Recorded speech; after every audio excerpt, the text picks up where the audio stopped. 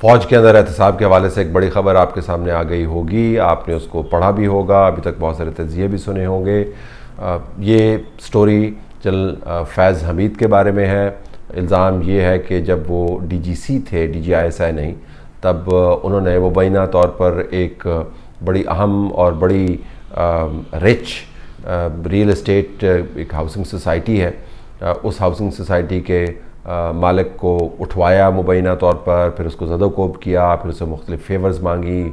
उस शख्स की बाकायदा एक पिटीशन है, सुप्रीम कोर्ट के पास गई। वो पिटीशन जब कोर्ट के पास गई तो कोर्ट ने फिर हिदायत उस पिटिशनर को की कि आप रिज्यू करें डिफेंस मिनिस्ट्री के साथ और रब्ता करें, और फिर वहाँ से आपको अगर मिलती है रिलीफ तो आपके पास मौका होगा कि आप हमारे पास आएँ अगर रिलीफ आपकी मनपसंद की नहीं है। तो उस प्रोसेस के अंदर अब एक इंक्वायरी बैठी है जो एक मेजर जनरल के नीचे होगी, उसके साथ दूसरे असिस्ट करने वाले लोग भी मौजूद होंगे।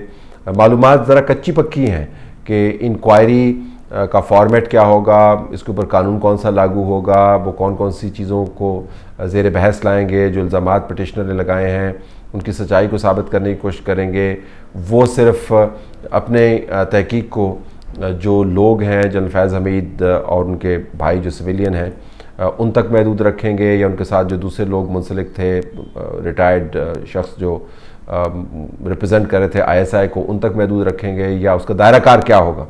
ये मालूमात इस वजह से हमारे पास नहीं है कि इस खबर को जिसको मैं कहता हूँ APP के ज़रिए रिलीज़ करवाया गया। APP क्या है? Army press of Pakistan. एक पाकिस्तान में नया तरीका बनाया गया है कि जब आपने ख़बर को सरकारी तौर पर ओन नहीं करना होता तो मुख्तलिफ़ ज़राए अब तो बड़े प्रेडिक्टेबल हो गए हैं कि जहाँ से ये ख़बर आती है उनको इस्तेमाल किया जाता है और ख़बर रिलीज़ कर दी जाती है, और फिर अगले 12 घंटे में अगर उस खबर की तरदीद ना की जाए तो ये समझा जाता है खबर मुस्तनद है।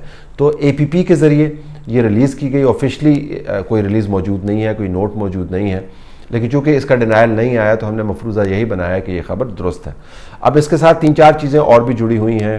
तहकीक किस तरीके से होगी, उसका पैरामीटर क्या होगा, ये तो हो गया एक मामला। दूसरा मामला ये है कि उस वक्त जब ये कज़िया हो रहा था तो जो तमाम निज़ाम है एहतसाब का, जो तमाम निज़ाम है मालूमात इकट्ठी करने का, जो तमाम निज़ाम है फ़ौज के इदारे और फ़ौज से मुंसलिक दूसरे इदारों के अंदर इस किस्म के इश्यूज़ को बरवक्त पकड़ने का, उस निज़ाम को किस तरीके से चलाया जा रहा था, उस निज़ाम ने उस वक्त इसको रिपोर्ट क्यों नहीं किया।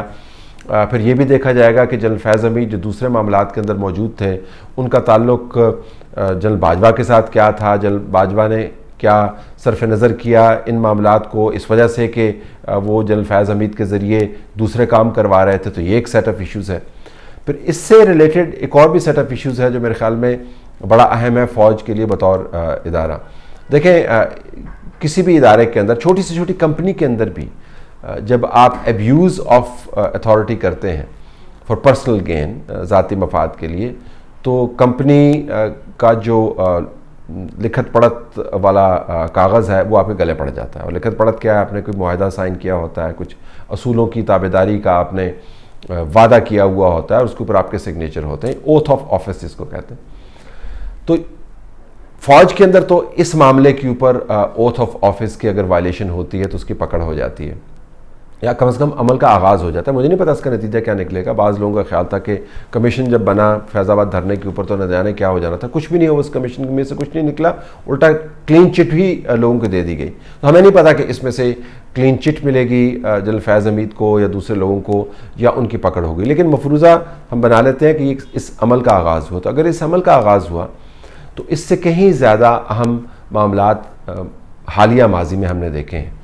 हमने पार्टियों को बनाते हुए देखा है, हमने पार्टियों को बिगाड़ते हुए देखा है।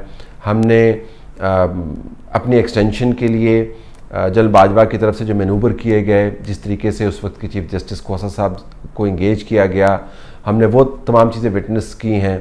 हमने सहाफ़ियों के ऊपर जो तशद्दुद है हमने उसको देखा है, मीडिया हाउसेस के ऊपर जो तशद्दुद है उसके ऊपर देखा है। तो हर जगह पर आपको उस कागज़ से बेवफाई होती हुई नज़र आती है जिसको हम ओथ ऑफ ऑफिस कहते हैं। तो अगर इस ओथ ऑफ ऑफिस की वायलेशन के ऊपर एक प्रोसेस का आगाज़ हो रहा है तो वो जो ओथ ऑफ ऑफिस की वायलेशन जनरल बाजवा के 6 साल के दौर में हुई, उसके ऊपर क्या एहतसाब का अमल है। आप एक एपिसोड को लेकर एहतसाब के अमल का आगाज़ तो कर सकते हैं और अच्छी खबर बन सकती है, और अच्छी खबर अहम खबर बननी भी चाहिए, इससे पहले भी होता रहा है। लेकिन जब आप एक ऐसे फ़र्द के गिर्द ये एहतसाब का बयानिया बुनते हैं जो दूसरे मामलात के अंदर भी उलझा हुआ है, और जो इससे कहीं ज़्यादा अहम मामलात हैं, जो आइनी मामलात हैं, जो कानूनी मामलात हैं, जो इंसानी हकूक़ से मुतल्लिक़ मामलात हैं, और उस शख्स का ताल्लुक़ वास्ता एक फॉर्मर आर्मी चीफ़ के साथ बड़ा गहरा होता है, जो इस्टेब्लिश्ड है, तो अगर आप उन मामलात को छोड़ देते हैं और एक मामले के ज़रिए एहतसाब के अमल के ऊपर आप चाहते हैं कि फोकस भी रहे और लोग उसको एक्नॉलेज भी करें, तो ये ज़्यादा देर चलेगा नहीं। असल इशू जनरल फैज़ हमीद के गिर्द घूमती हुई सिर्फ यही कंट्रोवर्सी नहीं है। असल इशू वो तमाम कंट्रोवर्सीज़ हैं जो उनके ऑफिस के गिर्द घूमी जब वो DGC थे, जब वो DGISI थे, और उससे बढ़कर जो जनरल कमर जावेद बाजवा के ऑफिस के ज़रिए जो कंट्रोवर्सी सामने आई। तो मेरे ख्याल में अगर आगाज़ कर ही दिया गया है तो इस सिर्फ हाउसिंग सोसाइटी के मामलात तक न रखा जाए, इसको आइनी और कानूनी मामलात के अंदर जो ओथ ऑफ ऑफिस की वायलेशन हुई है उसके ऊपर भी ले जाया जाना चाहिए।